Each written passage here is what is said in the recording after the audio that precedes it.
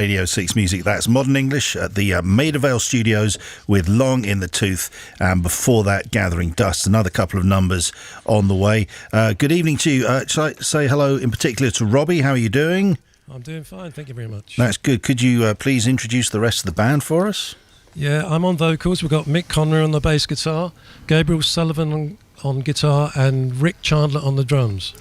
And this is a return to Maida Vale, as I understand it, for you and Mick, isn't it? When were you last there?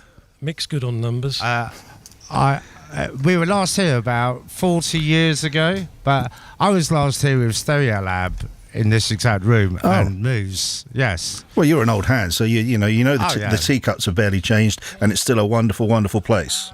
Yes, we love it. But Modern English was here, I think, 1980 for the John Peel sessions. Sounds about right, but, only 45 years.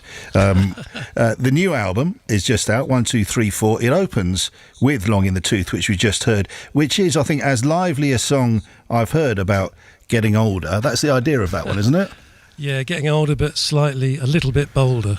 Yeah, and the whole LP sounds vital. It sounds like you set out to capture the live sound, as many bands do on records, but particularly on this one. Was that the approach? Yeah, that's exactly what we wanted to do. We were looking for producers who wanted to do that, and Mick met Mario McNulty in New York. He was up for the idea of, the shifting from verse to chorus, having it live, without too much Pro Tools and all that stuff. And we captured that pretty well. I think that might be why we're getting such good reviews for it. I don't know. Okay, so Robbie, Marc here, Marc Riley. Hello, mate. Hello, mate. And so, from Colchester originally, is that right? Yeah, that's right. Okay, and so, and the only other kind of rock and roll link to Colchester that I can find in all of my ignorance is the fact that, tragically, Steve Harley, R.I.P., he was once a journalist on the Colchester Evening Gazette. That's right. Yeah, but what other bands were your kind of peers at that point in time? Was there anybody else who broke through? Well, Blur. Well, yes, there is that, of course, yeah. In fact, they went to Stanway Grammar, didn't they, or Stanway High School, so I do know more about them than I should. And so, early on, you signed for 4AD. How did that feel for you? Because it was a pretty heavyweight label even then, wasn't it? Yeah, we sent a kind of dodgy demo cassette that everybody said no to. And Ivo Watts Russell at 4AD, or Beggar's Banquet, picked up on it with Peter Kent at the time. Right. And then they formed the label Axis it started with, and we were the first to sign with Bauhaus to 4AD. Very, very good label. Cocteau Twins, Birthday Party, Dead Can Dance. There's a full list. Yeah, well, and it continued. I mean, obviously Ivo ran to the hills, didn't he, at some point in time? But he was a remarkable character, wasn't he? He's a lovely man. I think he's living in Santa Fe with about 1,000 dogs around him now. That's what I heard, yeah. Okay, well, if you never know, with the wonders of technology, he could even be listening. So just in case, hello, Ivo. Hello, Ivo. Let's hope so.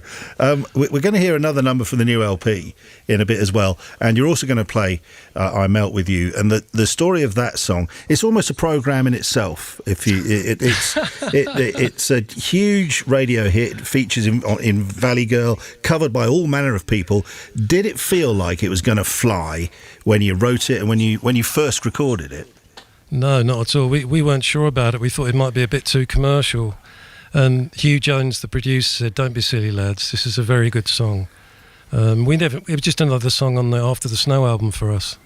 And credit to producer Hugh Jones, because, well, credit to him, seeing as we mentioned his name, for his extraordinary list of credits, present company included. I mean, Heaven Up Here, also you worked with The Sound, Positive Touch, Undertones, Shack, Pale Saints, the debut Delamitri album, which I'm very fond of, Virgins and Philistines as well. How did it work with him? How did he help you?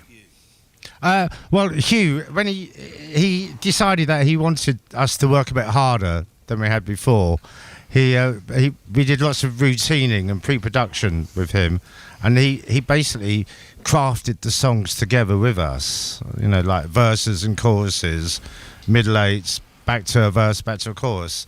Before, we didn't really have structures like that. Yeah, we used to sew bits together, because we didn't really know how to songwrite. And Hugh Jones helped us with the songwriting side of things, really. It's funny because, the story is of Lawrence from Felt originally, and then from Denham and Go-Kart Mozart. But he thought that microphone stands only existed on top of the Pops. He didn't think that he didn't believe you could go and buy them. And there should be like a document somewhere for all of these kids out there who think that all of these things are only in showbiz. So they had a contraption wired up to the wardrobe with a microphone dangling from it. It's funny.